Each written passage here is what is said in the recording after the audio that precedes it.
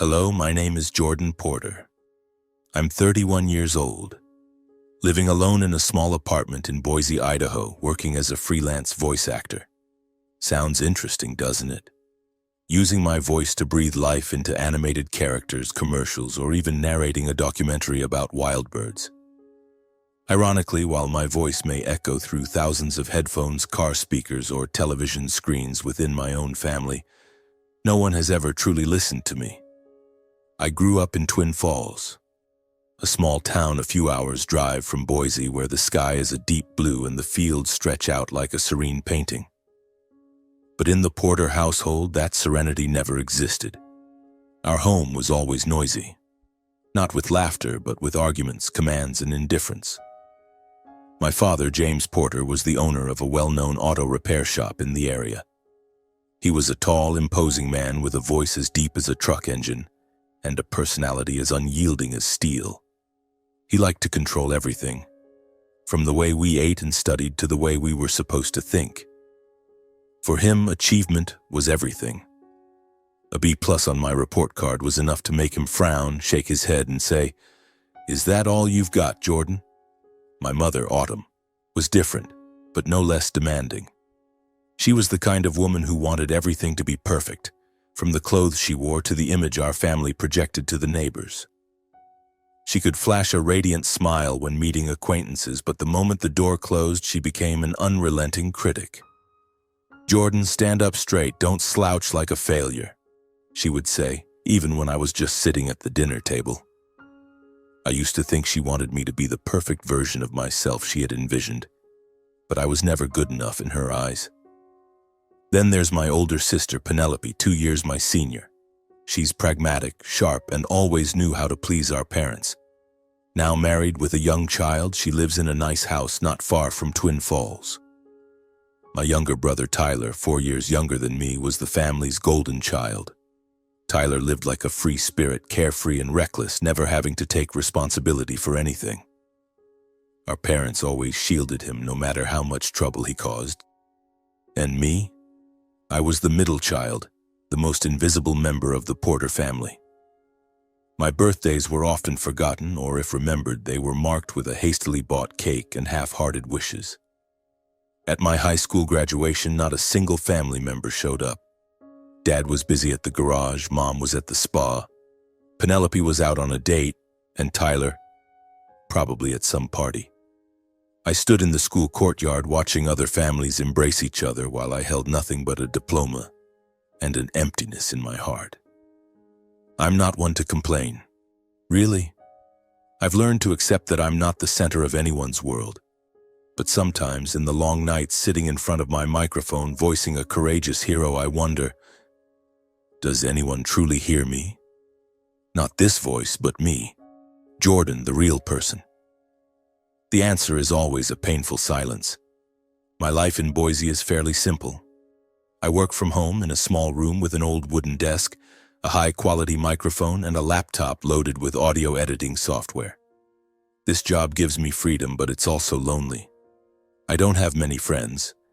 My high school friends have left Twin Falls, and I'm not great at making new ones. I enjoy my own company, but that doesn't mean I don't crave connection. It's just that I've grown used to no one really noticing me. But there's one person who always made me feel like I existed. My grandmother, Eloise.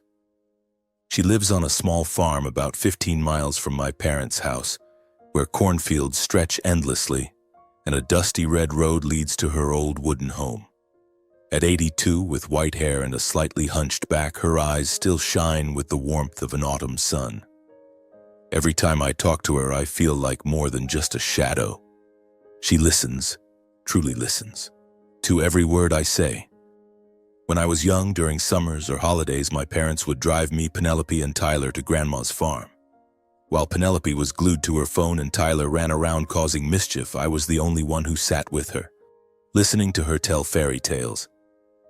She spoke of brave princesses, knights who never gave up, and even dragons capable of love. I loved the way she told stories, her voice slow and warm like a lullaby. Those memories are my treasures, bright gems in a childhood full of shadows. But even Grandma, the only person who truly saw me, couldn't fill the void left by my family. I still remember my 16th birthday when the whole family went to Penelope's graduation party, leaving me behind with Grandma. She baked me a butter cookie cake, placed a tiny candle on it, and sang "Happy Birthday" in her trembling voice. I smiled, but inside I wanted to cry. "Thank you, Grandma," I said, and she just held my hand tightly. Now as an adult, I still call her every week. We talk about everything from the weather to the old movies she loves. She always asks, "Jordan, are you okay? How's work?"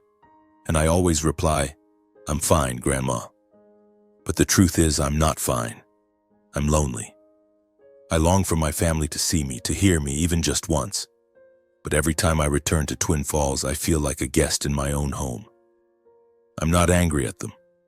I'm just sad. Sad because I don't know what I did wrong to be treated this way.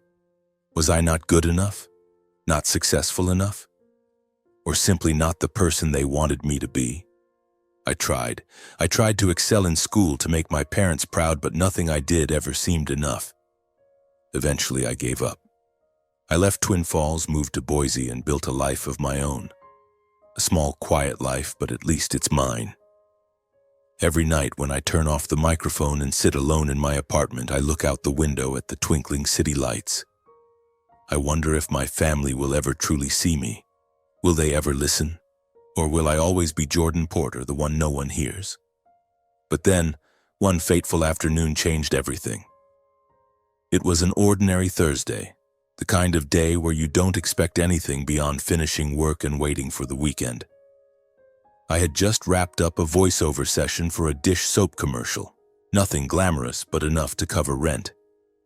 I was sitting in a small coffee shop in Boise, a place I frequented to edit audio because the atmosphere made me feel a little less alone. The hum of the coffee grinder, the smell of toasted bread, and the soft murmur of strangers' conversations created a strange but comforting background noise.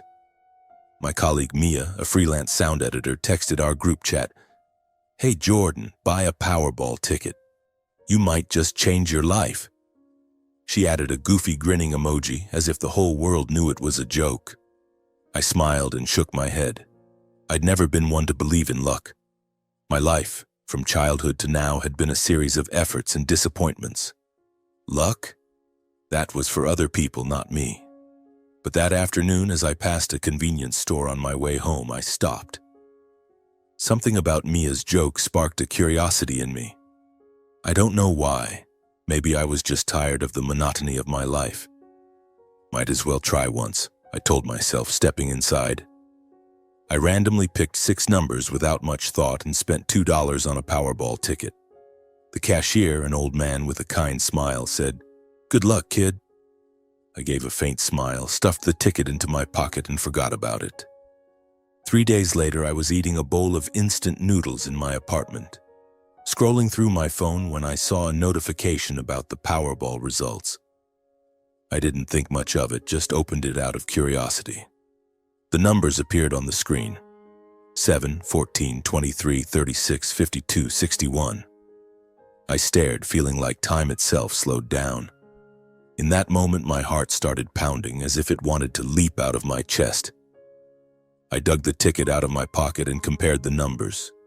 7th match, 14th match, 23rd match. Oh my God, they all matched. I checked again. Once, twice, 3 times.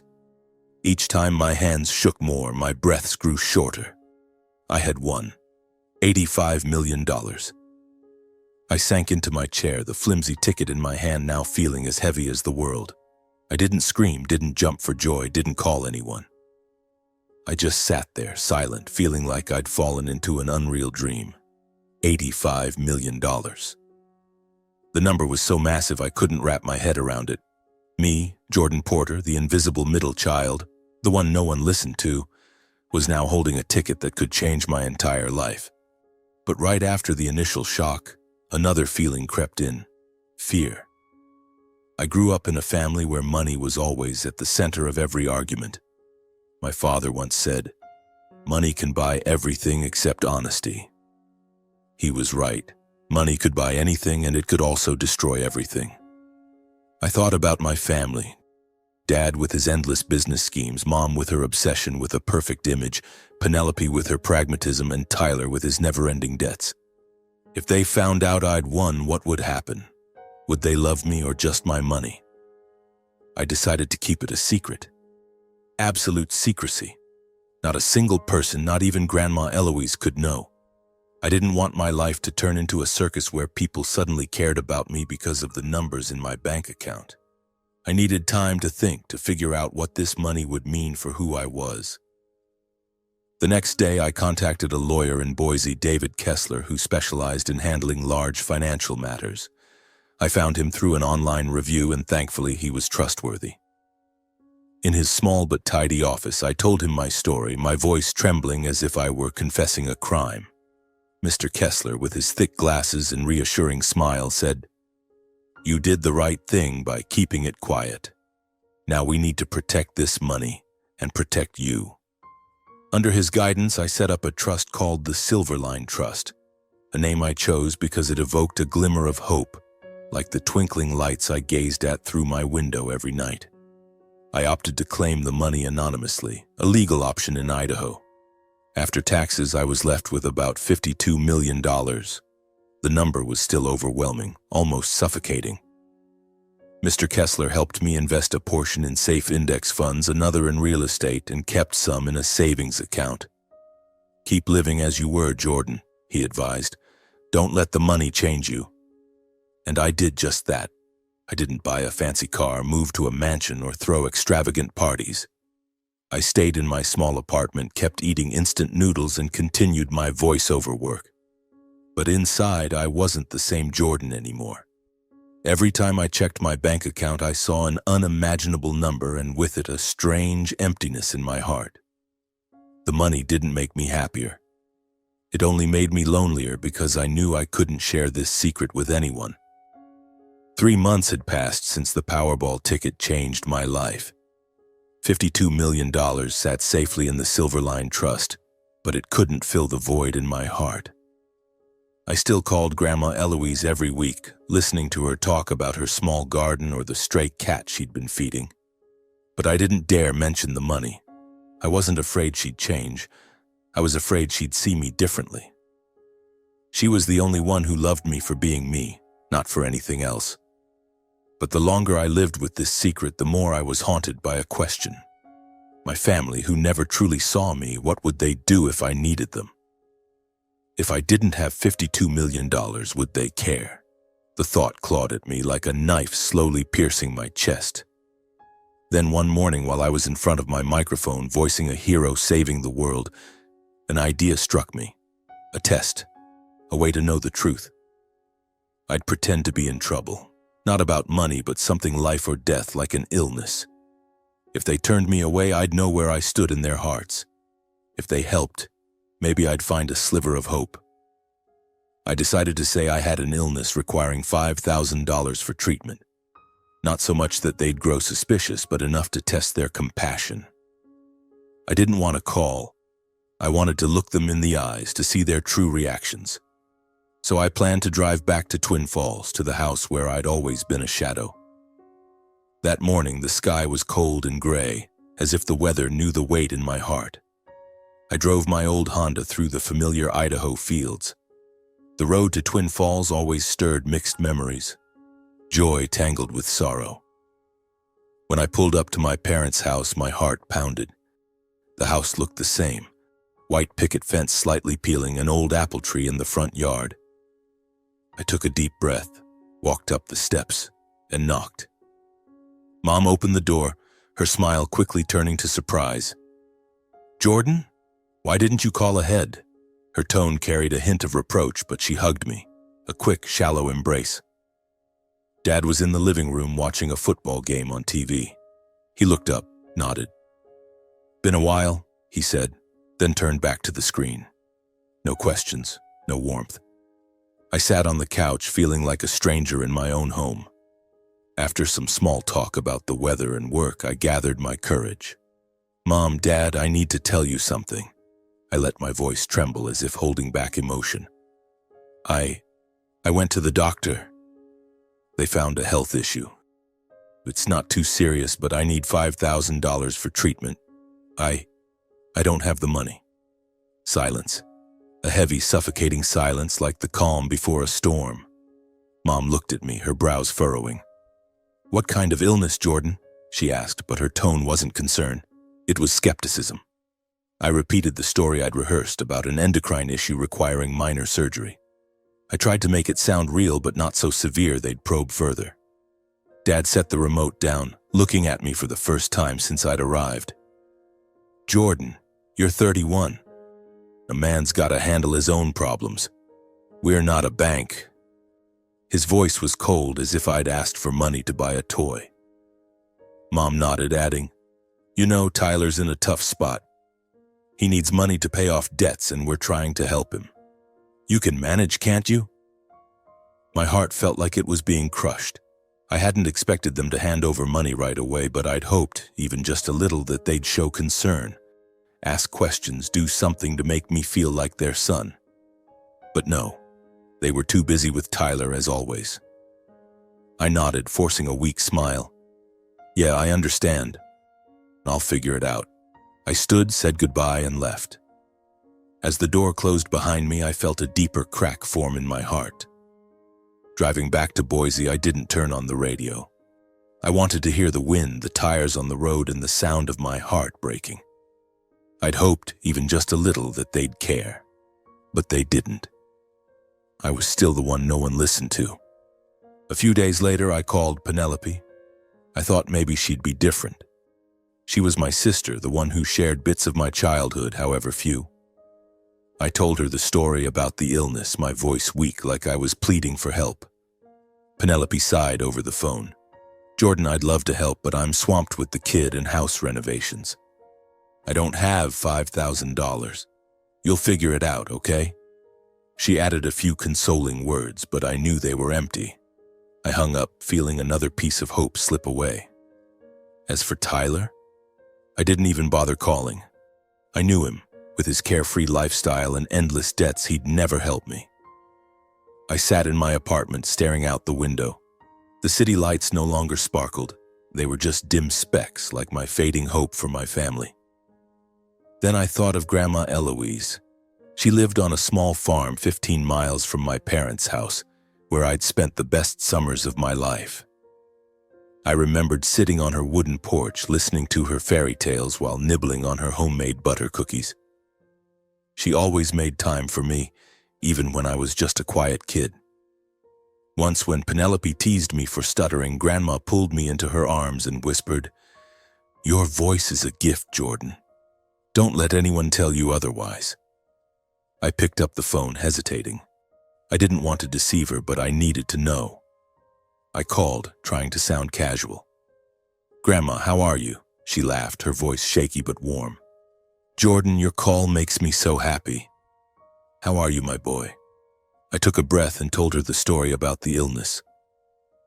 "Grandma, I'm in trouble. I need $5,000 for treatment. I don't know what to do." She went quiet, but it wasn't the cold silence of my parents. I heard her take a deep breath, then she said, her voice full of worry, "Oh, Jordan, why didn't you tell me sooner? I don't have much, but I'll do everything to help you. Wait for me, okay? I'll find a way." I heard the clink of the phone being set down, then the faint sound of her rummaging, slowly, carefully, as if checking her meager savings. My heart tightened. Grandma, with her modest pension, was ready to give me everything, while my family, who had more, turned their backs. I hung up the phone, tears streaming down my cheeks. I wasn't crying because of the made-up story about the illness. I was crying for Grandma Eloise, the 82-year-old woman living in an old wooden house amidst cornfields, who gave me something my entire family never did: unconditional love. I sank onto the sofa in my small apartment. The city lights outside the window blurred through my tears. I thought about the long years when I was just a shadow in the Porter family, and how Grandma was the only light guiding me. 3 days later, I received a text from her. "Jordan, I'm coming to Boise this weekend. Are you free, my boy?" I smiled, though my heart was still heavy. I replied immediately, "Yes, I'm free. I'll pick you up when you arrive." I didn't ask why she was coming. I knew. She was bringing what she thought would save me, even though I didn't actually need it. But to her, it was everything she had. On Saturday morning, I stood at the Boise bus station where old buses from the countryside often pulled in. The sky was clear, but the wind was biting, making me pull my coat collar higher. When the silver-white bus rolled up, I saw Grandma step off, her back slightly hunched, her white hair neatly tied back. She wore the green sweater she'd knitted herself, carrying an old cloth bag filled with vegetables from her garden, tomatoes, zucchini, and a few dirt-covered potatoes. In her other hand was a small tin box, the faint smell of buttery baked goods wafting from it. I ran to her, hugging her tightly, feeling the familiar warmth and scent of her. Earth, grass, and a hint of lavender soap. "Jordan, you've gotten thinner," she said, looking at me with bright but worried eyes. "Are you eating enough? How's your illness?" I smiled, trying to keep my voice steady. "I'm okay, Grandma. I'm figuring things out." I didn't want to lie anymore, but I couldn't tell the truth. Not yet. We went back to my apartment. She sat on the sofa, placing the bag of vegetables and the tin of cookies on the table. Then she pulled an old yellowed envelope from her coat pocket, secured with a rubber band. "Jordan, this is $3,500, she said, her voice trembling but resolute. "It's what I've saved up. It's not the full $5,000, but I'll find a way to get the rest. Take this for now, okay?" I looked at the envelope in her hands, her frail fingers trembling with age. I knew that money was everything she had, savings scraped together from her meager pension, money set aside for rainy days when the roof leaked or the heater broke. I took her hand, feeling the warmth and the calluses from years of gardening. "Grandma," I choked, tears spilling before I could stop them. "I can't take your money. I'll be okay." She shook her head, pressing the envelope into my hand. "Jordan, you're my grandson. If I don't help you, what am I living for?" Her voice was gentle but firm, as if nothing in the world could stop her from doing this. I hugged her, crying like a child. We sat down, ate her cookies, and sipped tea. She told me about her garden, the stray cat that had just had kittens, and the sunny days at the farm. I told her about my voiceover work, the characters I brought to life. But then, like a river flowing back to its source, we started reminiscing about the old days. I brought up the summers at her farm, when I was the only kid who'd sit and listen to her stories. "Do you remember, Grandma, the story about the knight and the dragon who could love?" I asked, smiling. She laughed, her eyes sparkling. "Of course I remember, Jordan. You were the only one who didn't run off to play. You sat and listened. You even asked a grandma, if I were a knight, could I defeat the dragon?" She mimicked my childhood voice, making me laugh. "Do you remember what I told you?" I asked. She looked at me, her gaze soft. "I told you that you didn't need to defeat the dragon. You just needed to listen to your heart. And you did, Jordan. Your voice, it's special." I fell silent. Through all the years I felt invisible, she had heard me. Not the voice I used for work, but my true voice. My thoughts, my dreams, my sorrows. She was the only one who truly saw me, and now here she was, ready to give me everything she had. In that moment, I made a silent promise to myself. I would ensure Grandma lived her final years in happiness and comfort. I didn't want her worrying about a leaking roof or medical bills. I wanted her to live in a warm home with a new garden where she could plant flowers and tell stories to the neighborhood kids if she wanted. A week later, I contacted a real estate company. I found a house on the outskirts of Boise, not extravagant but spacious, with a small garden and large windows to let in the sunlight. It had 3 bedrooms, a cozy living room, and a porch overlooking a grassy field. I pictured her sitting there, sipping tea and watching the sunset. I didn't tell her anything, just quietly finalized the paperwork.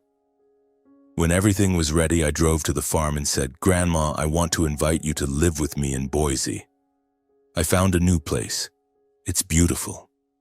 She was surprised, but her eyes lit up as I described the house. "Jordan, are you sure?" "I'm old. I don't want to be a burden." I took her hand, smiling. "You're never a burden. I want you with me." Finally, she nodded, and I saw a rare, joyful smile spread across her face. The day we moved into the new house, the sun shone brightly, golden light streaming through the windows. Grandma stepped inside, her old cloth bag in hand, looking around in awe. "Jordan, is this really your house?" she asked, her voice trembling. I nodded, leading her to the small garden where I'd already planted a patch of lavender, her favorite flower. She stood there, breathing in the scent, and I saw tears glisten in her eyes. "Thank you, Jordan," she whispered. I hugged her, feeling my heart whole for the first time in years. We cleaned, unpacked, and laughed like children. That evening, we sat on the porch, eating her homemade cookies and watching the fiery red sunset. I looked at her, the woman who had given me everything, and I knew that even if my family turned their backs, I had her, the one who was always there. In the days that followed, life with Grandma in the new house settled into a gentle rhythm. Each morning I woke to the smell of coffee she brewed and the soft hum of an old song she sang. She loved tending to the small garden, pruning the lavender bushes and planting a few tomato plants. I continued my voiceover work in a small studio I set up on the second floor, but now when I stepped out of the room, I no longer faced loneliness. Grandma was there with her kind smile and endless stories. We ate dinner together, watched old movies on TV, and sometimes just sat in silence, listening to the wind rustling through the grassy fields. It was a simple life, but to me, it was happiness. Yet even with Grandma by my side, the wounds from my family still lingered. Every time I thought of my parents, Penelope or Tyler, a sharp pain pierced me. Not out of anger, but disappointment. I had tested them, and their response was like a knife. I wasn't important enough for them to stop, to listen. The $52 million in the Silverline Trust remained a secret, but it was also a reminder that I could do more, not just for myself, but for others who, like me, had been forgotten. The idea of starting a charitable foundation came to me one afternoon while Grandma and I sat on the porch. She was telling me about an old neighbor in Twin Falls, an elderly woman living alone who couldn't afford to fix her roof when the rainy season hit. "She struggled so much, Jordan," Grandma said, her voice heavy with sadness. "No one helped, just because she had no family." I looked at her, and a spark ignited in my mind. I had money, a lot of money. I could help people like that woman, the poor, struggling students, lonely elders. And I'd do it without anyone knowing who I was. I contacted Mr. Kessler, my lawyer, and began making plans. I wanted the foundation to be anonymous, not tied to the name Jordan Porter. I named it Silverline Hope. I decided to start in Twin Falls, the town where I grew up, where beautiful memories mingled with pain. I wanted to do something for this town, not to prove myself, but to give people like me, the forgotten ones, a chance. Silverline Hope was born quietly. I worked with a team of experts Mr. Kessler recommended who helped turn the money into action. The first project was a scholarship program for underprivileged students in Twin Falls.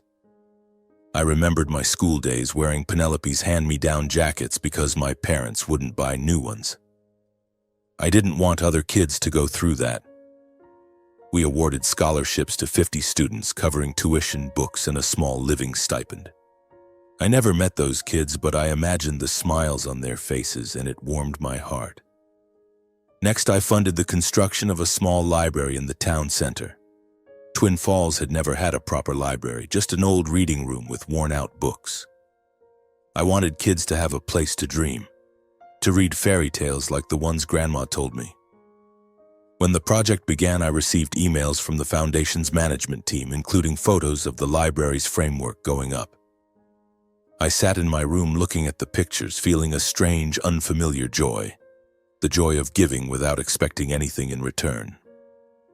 The third project was a community health clinic. I thought back to my fabricated story about an illness, And though it was a lie, I knew many in Twin Falls couldn't afford doctor visits. The clinic would provide free health care for the poor and elderly. As I approved the plans, I pictured Grandma with her modest pension, never having to worry about medical bills again. I didn't tell her about the foundation, but I knew she'd be proud if she knew. While Silverline Hope quietly took shape, Grandma and I lived peaceful days in our house on the outskirts of Boise. She loved cooking simple meals, pumpkin soup, toasted bread, and sometimes a dish of stew she called Grandma's Special. I loved watching her bustle in the kitchen, softly singing, as if time couldn't touch her. But whenever she asked about my family, I'd smile and change the subject. I didn't want her to know about the $5,000 test, didn't want her to be hurt by her own children and grandchildren. The resentment in my heart slowly faded, but the wound remained. I no longer hated my parents, Penelope or Tyler, but I couldn't forget how they'd turned their backs. Every time I thought of them, I saw myself standing in the Twin Falls house trying to speak while no one listened. But now, I had a greater purpose. Silverline Hope was my way of turning pain into action, loneliness into hope for others. And Grandma, the woman sitting beside me every evening, was why I kept going. One afternoon, as I reviewed reports from the Foundation's team, Grandma walked in carrying a tray of butter cookies. "Jordan, you're working too hard," she said, setting the tray on the table. "Take a break, eat some cookies with me." I laughed, closed my laptop, and sat beside her. "Grandma, do you think doing good makes us happier?" I asked. She looked at me, her eyes twinkling. "Happiness doesn't come from what you do, but from your heart. If you act out of love, you're already happy." A few weeks later, I received an email from the Twin Falls local government inviting me to the opening ceremony of the Community Health Clinic, the largest project of the Silverline Hope Foundation so far. They didn't know I was the primary donor, only that I was a former resident of the town. I hesitated, unsure if I wanted to return to a place filled with such bittersweet memories. But then I looked at Grandma, watering the lavender bushes in the garden, and I knew I had to go. Not just for the clinic, but because I wanted her to see that I had done something meaningful, even if she didn't know the full truth. "Grandma, I'm going back to Twin Falls this weekend," I told her over dinner. "There's an opening ceremony for a new health clinic. Will you come with me?" She looked surprised, then smiled. "A health clinic? That's wonderful, Jordan. I'll go. Let's see how the town's doing." I nodded, trying to hide my nervousness. I didn't know if my family would be there, but the thought of facing them made my heart race. On the day of the ceremony, the Twin Falls sky was clear, with golden sunlight streaming over the grassy fields. The new clinic stood on the outskirts of town, a modest but modern building with white walls and large windows. A crowd gathered in the front yard, locals, officials, and a few reporters from the local paper. Grandma and I arrived early, sitting in the back row. She wore her favorite green knitted sweater, her hand clasped in mine, her eyes sparkling as she looked at the building. "It's beautiful, Jordan," she whispered. "Who funded something so generous?" I smiled, saying only, "Just a kind person, Grandma." Then I saw them, my parents, Penelope and Tyler, entering the ceremony area. My heart stopped. They didn't know I was here, and I hadn't told them I was coming. Dad, with his sturdy gait, wore his familiar plaid shirt. Mom, with her carefully curled hair, was talking to Penelope. My sister pushed a stroller, looking tired but polished. Tyler, with his messy hair and wrinkled t-shirt, was scrolling through his phone, oblivious to his surroundings. They sat a few rows ahead, unaware of me and Grandma. The ceremony began with a speech from the mayor, thanking the anonymous donor and emphasizing the clinic's importance. I listened, but my mind wandered. I thought back to that evening at my parents' house when I asked for $5,000 and was turned away. The pain still lingered like an unhealed scar. I glanced at Grandma clapping softly and felt a small comfort. But then, Penelope turned around and spotted me. She whispered something to Mom, and the whole family looked my way. Tyler smirked, as if he'd just seen something amusing. After the mayor's speech, Penelope stood and approached me and Grandma. "Jordan, why didn't you tell us you were coming?" she asked, her tone half surprised, half sarcastic. Before I could respond, Tyler cut in. "Still doing that oddball stuff? Voicing cartoons?" He laughed loudly as if it were the funniest thing in the world. Dad looked at me, saying nothing, but his eyes were full of judgment. Mom gave a strained smile, saying, "You came to visit without calling. You surprised me." Grandma greeted them softly, her voice trembling, but no one responded. No one asked how I was, no one cared. I just nodded, holding Grandma's hand tightly, trying to stay calm. Then the moment came. The MC, a cheerful middle-aged woman, stepped up to the podium. "And now, we invite the primary donor of this health clinic to speak. Please give a round of applause." The crowd clapped, looking around curiously. I took a deep breath and stood. Grandma looked at me, surprised. "Jordan, where are you going?" she whispered. I smiled, squeezing her hand. "I'll be right back, Grandma." I walked to the podium, feeling dozens of eyes on me. The air seemed to freeze. I saw my parents' stunned faces, Penelope's jaw drop, and Tyler lower his phone, eyes wide. I stood at the microphone, my heart pounding, but my voice was steady. "Thank you for being here today," I said, looking out at the crowd but letting my gaze linger on my family.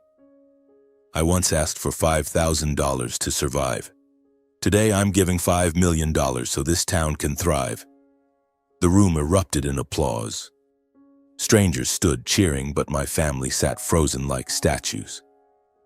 Dad bowed his head, Mom covered her mouth, Penelope shook her head in disbelief, and Tyler stared as if I were a complete stranger. I looked at Grandma. Her eyes were teary, but not with sadness. It was the look of pride, the look of someone who had always believed in me. I stepped down from the podium, returning to her side, not glancing at my family again. She took my hand, whispering, "Jordan, you've made me so proud." As the ceremony ended, I helped Grandma to the parking lot. She smiled at everyone while I tried to avoid the curious stares directed at me. "Jordan, you didn't tell me you funded this," she said as we got into the car, her voice soft but tinged with concern. I smiled, hands on the steering wheel. "I wanted to do it quietly, Grandma. I didn't need anyone to know." She nodded, letting out a small sigh. "I understand, but secrets sometimes are scarier than poverty." Before I could start the car, my phone rang. It was Dad. I hesitated for a few seconds before answering. "Where are you?" His voice was cold. "I'm about to take Grandma back to Boise." "No need. Come back to the house now. Your mom and Penelope are here. We need to talk." I glanced at Grandma. She nodded silently as if she knew I couldn't avoid this conversation. I turned the car around, driving toward the old house in Twin Falls. The sun had fully set, leaving only a faint orange glow on the horizon. The closer we got, the tighter my stomach knotted. My parents' house looked exactly as it did when I left. Neatly trimmed lawn, white-painted porch. But the yellow light spilling from the windows made it feel like it was watching me, judging, cold. When Grandma and I walked in, everyone was already waiting. Dad sat in his armchair, his face stern. Mom sat nearby, her hands clasped tightly. Penelope leaned against the wall and Tyler sprawled on the sofa, phone in hand. No one smiled, no one greeted us. The air in the room felt thick, heavy. I stood still, looking at the familiar yet distant faces, and knew this moment would change everything. "Jordan, sit down," Dad said, his voice low but sharp. I sat, feeling like I was walking into a courtroom. "You owe us an explanation," he continued. "That health clinic, $5 million. Where did you get that money?" I took a deep breath, knowing I couldn't hide anymore. "I won the lottery," I said, my voice calm. "Powerball, $85 million. After taxes, about $52 million. I set up a trust and I used some of it for things like the clinic." Silence. A heavy, suffocating silence, as if the room had been drained of air.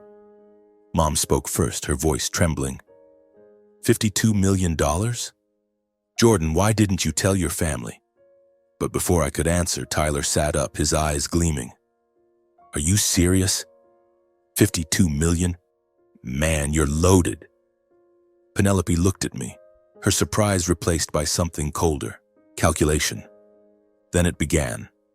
Dad spoke first, his tone softening, almost friendly. Jordan, you know I've always wanted to expand the business. A new garage, maybe a chain of repair shops. We could invest together. You've got the money, I've got the experience. I looked at him, saying nothing, just nodding slightly. Penelope jumped in, her voice sweet but calculated. Jordan, I'm planning to open a fashion boutique. Just a few $100,000 and I'll pay you back. You'll help me, right? I looked at her, giving a faint smile. Tyler predictably laughed loudly. Bro, let me borrow a fancy car. A BMW or something, just to drive for a few months. He spoke as if I were a bank with no interest. I sat there listening, but a coldness settled in my heart. They didn't ask how I was, what I'd done with the money, or why I kept it a secret. They only saw the $52 million, not me. Jordan, the son, the brother they'd always overlooked. No, I said, my voice cold but clear. I'm not investing with anyone, not lending a car, and not giving money to anyone. The room froze. Dad slammed his hand on the table, his face red. Jordan, are you that selfish? We're your family. Mom looked at me, her eyes teary, but I knew it wasn't out of care for me. You can't turn your back on family like this, Jordan. We raised you. Penelope shook her head, muttering something to Tyler, and I caught the word ungrateful. Tyler just shrugged, but his eyes burned with resentment. I looked at Grandma, worried she might waver, but she, small yet steadfast, gripped my hand tighter.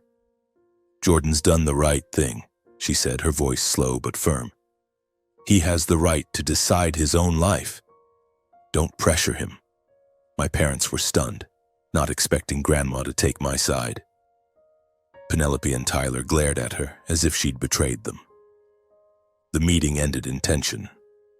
I stood helping Grandma out, not looking back. But I knew they wouldn't let it go. A few days later, I heard my parents were bad-mouthing me to relatives, saying I was rich but stingy, that I'd turned my back on family. Penelope and Tyler were worse. They took to social media, posting veiled comments calling me selfish and ungrateful. One of Tyler's posts read, "Some people win 52 million and won't share a dime with their own brother." I read those words, my heart aching, but I didn't respond. I didn't want to get dragged into that fight. Instead, I returned to the house in Boise where Grandma was waiting. We sat on the porch, sipping tea and watching the city lights twinkle. "Don't let them make you sad, Jordan," she said, stroking my hair like when I was a child. "You have a good heart, and that's what matters most." I smiled, feeling her warmth. Even if the world turned its back on me, I had her, and I had Silverline Hope, where I could keep doing what was right. 6 months passed, and life with Grandma in Boise flowed as peacefully as a slow-moving river. I continued my voiceover work, spending each day in front of the microphone, breathing life into characters I'd never meet. The Silverline Hope Foundation grew steadily, with more scholarships awarded, the Twin Falls Library opening its doors, and the health clinic saving dozens of lives. I stayed out of the public eye, accepting no thanks, but each report from the Foundation's team was a small spark, reminding me I was doing something meaningful. But while I was building a better world, my family in Twin Falls was falling apart. I heard from an old friend that Tyler, my younger brother, had spiraled into debt. With his reckless lifestyle, he'd borrowed from the wrong people, and now those debts were dragging our parents down with him. I wasn't surprised. Tyler had always been an uncontrollable whirlwind, and my parents were always ready to shield him no matter the consequences. But I hadn't expected their indifference and their greed after learning about my money to push things to the brink. One evening, as I was having dinner with Grandma, my phone buzzed. It was Penelope. Her voice trembled through the speaker, lacking its usual sharpness. "Jordan, Dad had a heart attack. He's in Twin Falls Hospital." "It's not good."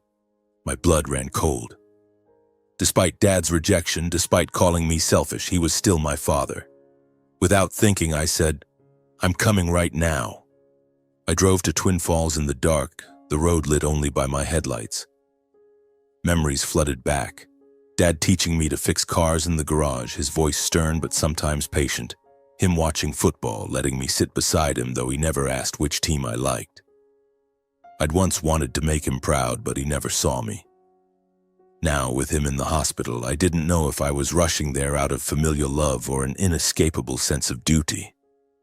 The Twin Falls Hospital glowed brightly in the night, the smell of antiseptic and the hum of machines making me uneasy. I found Mom, Penelope, and Tyler in the waiting room. Mom hugged me, tears streaming down her face, but I felt no warmth. "Jordan, thank you for coming," she whispered. Penelope grabbed my hand, her eyes filled with worry and a hint of calculation. Tyler just nodded, looking more worn out than ever, like he'd been through a battle. "How's Dad?" I asked. Penelope's voice broke as she answered, "The doctor said it was a heart attack from stress. They're working on him, but the costs are high, Jordan." I knew what she was implying. They thought I, with my $52 million, would easily open my wallet. But I said nothing, just nodded and went to find the doctor. He was a middle-aged man with a weary face, explaining that Dad needed immediate surgery with costs running into tens of thousands. I didn't hesitate. "I'll cover everything," I said, but added a condition. "Please keep my name out of it. Don't tell my family." I contacted Mr. Kessler, my lawyer, to arrange payment through the Silverline Trust completely anonymously. I didn't want them to know, didn't want them to feel indebted to me, or worse, think I was doing this to prove something. I did it because despite the pain they'd caused me, I couldn't let my father die without doing something. Over the next few days, I stayed in Twin Falls, sleeping on a sofa in the hospital waiting room, quietly monitoring Dad's condition. Mom, Penelope, and Tyler didn't know I'd paid, and they didn't ask. They were too busy worrying, arguing about Tyler's debts, about who would cover the hospital bills. I overheard them, Tyler blaming Dad for pressuring him to pay off debts, Mom lamenting about money, and I stayed silent. I didn't want to argue, didn't want to remind them of what had happened. After a week, Dad recovered. The doctor came out and told the family, "He's stable now. If someone hadn't covered the costs in time, he wouldn't have made it." Mom looked around, confused. "Who paid?" "We don't have the money yet." The doctor just smiled, saying it was an anonymous benefactor. I stood there watching them, but said nothing. I left the hospital soon after, returning to Boise to Grandma. When I got home, Grandma asked about Dad's health, and I told her about his hospitalization. "I paid all the hospital bills, Grandma. I didn't want them to know. As long as Dad's okay, that's enough." She was quiet for a long moment, her hand gently squeezing mine. "You always think of others, Jordan. But some things people need to know so they can feel regret." A few days later, as I sat with Grandma on the porch, she got a call from Mom. I couldn't hear their conversation, but when she hung up, she looked at me, her eyes gentle but resolute. "Jordan, I told your mom. I told her you paid for your dad's hospital bills." I was stunned. "Grandma, why?" "I didn't want them to know." She took my hand, her voice slow. "Jordan, they need to know how good you are. They need to know how big your heart is, even if they don't deserve it." I didn't know how to feel. Part of me was upset with Grandma for revealing the truth, but another part felt relieved. The truth was out, not through my words, but through her love. I hugged her, feeling her familiar warmth, and knew that whether my family changed or not, I had her. The one who always saw me, always loved me for no reason other than being me. Few weeks after the hospital incident, I received a call from Mom. Her voice over the phone lacked the cold judgment it once carried. Instead, she spoke slowly, almost hesitantly. "Jordan, can you meet with me and Dad? The whole family wants to talk to you." I went silent, gripping the phone tightly. Part of me wanted to refuse, to keep a safe distance from old wounds. But then I looked at Grandma, watering the lavender bushes in the garden, and remembered her words. Happiness comes from your heart. I took a deep breath and replied, Yes, Mom. I'd like to invite everyone to Boise. This weekend, okay? I didn't know what to expect from this meeting. An apology? A change? Or just another encounter with disappointment? I decided to invite them to my and Grandma's home, not to show off, but to let them see the life I'd chosen. Simple, peaceful, and filled with love. I wanted them to understand that money didn't define me, but moments like these did. Sitting with Grandma, listening to her stories, and feeling the presence of true family. On the day they arrived, Grandma and I prepared a simple dinner. She made her special stew while I baked some bread and tossed a salad with vegetables from the garden. The house was filled with the warm aroma of food, and soft golden light glowed from the dining table. I stood in front of the mirror, adjusting my shirt, feeling the nervous anticipation of a boy facing his parents after doing something wrong. But this time, I wasn't wrong. I was just being myself. When the doorbell rang, my heart pounded. I opened the door to find Dad, Mom, Penelope, and Tyler standing there. Dad looked older, his hair streaked with gray, his face still marked by exhaustion from the heart attack. Mom wore a simple sweater, no longer the picture of perfection. Penelope pushed a stroller, her young child fast asleep. Tyler, for the first time, wasn't holding his phone, just standing there, his eyes avoiding mine. "Come in," I said, my voice calm but my heart racing. Grandma greeted them, hugging each one as if nothing had ever happened. "Come on in, everyone," she said warmly. "I made stew. Sit down and eat with me." They stepped inside, looking around the house. I saw Mom pause by the lavender bushes outside the window, her eyes softening. "It's beautiful, Jordan," she whispered. Dad nodded but said nothing, taking a seat at the table. Dinner began in silence. The clink of spoons against bowls, the soft sound of chewing, and the whistle of wind through the grassy fields were all I could hear. I looked at them, my family, the ones who had turned their backs on me, who had made me feel invisible. Now they were here in my home, and I didn't know where to begin. Finally, Dad spoke, his voice hoarse. "Jordan, I'm sorry. I didn't know what you did for me, for the town. I was wrong to call you selfish." He bowed his head, hands gripping the edge of the table. Mom placed a hand on his shoulder, her eyes teary. "I'm sorry too, Jordan. I didn't realize how much you were hurting. I just wanted our family to be okay." Penelope looked at me, her voice trembling. "I haven't been good to you, Jordan. I was too caught up in my own life to remember you're my brother." Tyler, for the first time, didn't joke or mock. "Jordan, I'm sorry. I've been a lousy brother, but thank you for saving Dad." I sat there listening, feeling a wall in my heart slowly crumbling. I didn't know if their apologies were genuine or sparked by the knowledge that I'd paid Dad's hospital bills, and that I had millions at my disposal. But looking into their eyes, I saw a flicker of sincerity. Not perfect, but enough to make me want to believe. "Thank you," I said softly. "I don't want to hold grudges. I just want us to be a family." Grandma squeezed my hand under the table as if to say she was proud of me. Dinner continued, the tension easing, though moments of silence lingered. We talked about small things: the weather, Penelope's job, Dad's health. No one mentioned money or the Silverline Hope Foundation. And I knew, though it was a fragile start, this was the first dinner in years where we sat together without resentment, only quiet tears. As they left, Mom hugged me longer than usual, and Dad placed a hand on my shoulder, his eyes free of judgment.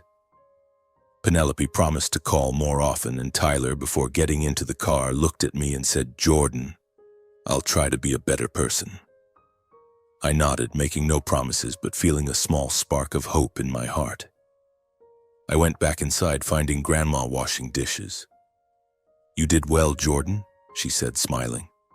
I hugged her from behind, feeling the warmth of the woman who had taught me about love and forgiveness. That night, I stood on the porch watching Boise's lights twinkle, and for the first time in years, my heart felt lighter. My family wasn't perfect and we'd likely need time to heal. My story doesn't end with the $52 million, though that money changed my life. It's not about the times my family turned their backs on me or the wounds I carried from childhood. My story is about the journey to rediscover myself, to learn how to love and forgive, and to realize that a person's worth lies not in what they possess but in what they choose to do with their life. When I won the lottery, I thought money would fill the void in my heart. I believed it would make my family see me, love me, and that I'd no longer be Jordan Porter, the one no one listened to. But I was wrong. Money didn't bring love, nor did it erase scars. It was just a tool, and how I used it shaped who I am today. The Silverline Hope Foundation, with its scholarships, library, and health clinic, wasn't just a way to help others, it was a way to heal myself. Every student who received a scholarship, every elderly person cared for at the clinic, was a piece of the puzzle that made me feel my life had meaning. But the greatest lesson I learned didn't come from the money. It came from Grandma Eloise. She taught me that true love doesn't need conditions, recognition, or fame. When she offered me her entire savings of $3,500, I understood that love isn't measured by material value but by the willingness to sacrifice. She was the light that guided me through my darkest days, and through her I learned to forgive, not just my family but myself. My family isn't perfect. My parents, Penelope and Tyler, hurt me deeply. When I pretended to need $5,000, they turned away, and when they learned about my $52 million, their attitudes changed. But when Dad was in the hospital and when they sat in my Boise home apologizing and admitting their mistakes, I realized that forgiveness isn't about erasing the past. It's about allowing yourself to move forward. I didn't forgive to make them feel better, but to set myself free from resentment, pain, and the loneliness that once held me captive. If I could offer one piece of advice to you reading this story, it would be this: listen to your heart, as Grandma told me.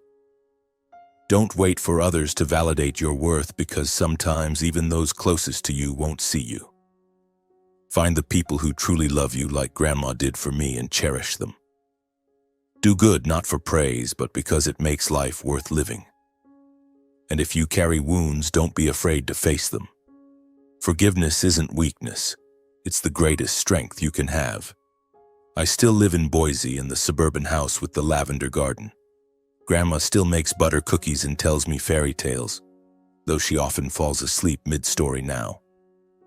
The Silverline Hope Foundation continues to grow, bringing hope to people I'll never meet. My family visits occasionally, and though things aren't what they once were, we're learning to be a family, one step at a time. Each night I stand on the porch watching Boise's lights twinkle. But now, they're no longer a symbol of loneliness. They're a reminder that I've found my voice, not just in the microphone, but in the things I do, the love I give, and the heart I carry. And if you're feeling invisible, know this: you're not alone. Listen to your heart, and you'll find your own light.